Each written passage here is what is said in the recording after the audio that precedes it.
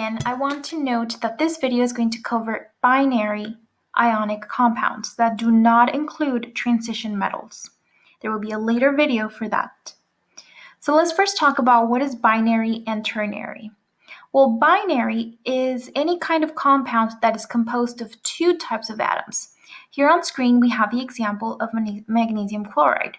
So what I mean by two types of atoms, I'm talking about there are two different elements here present, no matter the quantity. So here we have magnesium and we have chlorine. So there's two different types of atoms.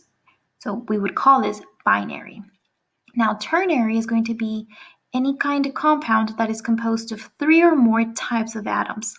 So here in our example, we have magnesium, we have chlorine, and we have oxygen.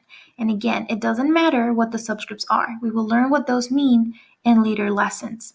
But we're looking for binary versus the ternary. And in this video, we're going to learn about binary. Now, the binary rule is very simple. We just name the metal, name the non-metal, and change the ending of the metal to the termination IDE, "ide." Let's look at a few examples. So here on screen, we have a total of 6 different examples. And remember the rule. Name the metal, then the non-metal, change the ending of the non-metal to IDE. So let's observe that on the next screen. This first example is NaCl. Na on the periodic table, its name is sodium. Cl is going to be chlorine, but remember, the rule is to change from chlorine, we eliminate the ending, and we put in IDE. So it ends up reading sodium chloride. For example, here the third example, Ag2S. So Ag stands for silver. S normally would be sulfur. But remember, we don't leave it as sulfur. We change the ending. So we eliminate the UR and we add in the IDE, so sulfide. Here on the right side, we have zinc and phosphorus. So zinc, we just name the metal, no change there. But for the non-metal, instead of writing phosphorus, we change the ending and we put in IDE. So zinc phosphide. Oxygen's a little bit more tricky. We like to just get used to eliminating the very, very end. So you would be tempted to just eliminate EN at the end. But you really have to eliminate almost half of the name for oxygen so that we can put the IDE. So we would get rid of everything from YGEN to end up with just the word oxide.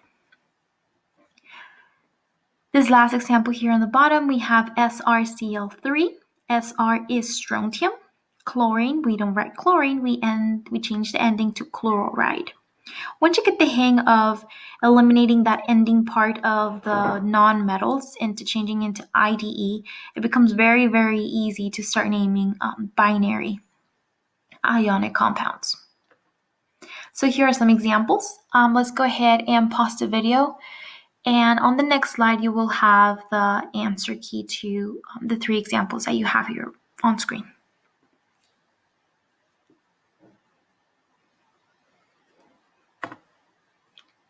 Here on screen, what you guys now have is the 3 examples and their answers.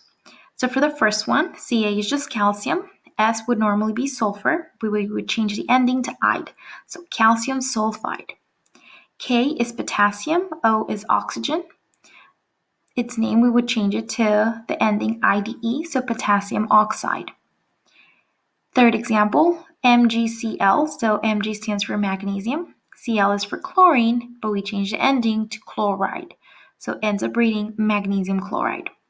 Now you might be wondering at this point, what are those little subscripts that are shown here on the formulas?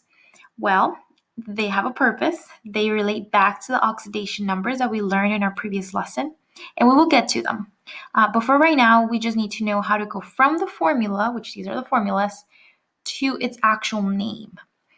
Every chemist, student, or actual PhD professional needs to know how to name pretty much every single type of bond, specifically the ionic compounds. In later units, we will learn about the ternary and the rules on how to name those, and also transition metals, because if you guys noticed, not a single one of these examples had a transition metal in it. So there will be a different lesson for that as well. Thank you guys for watching.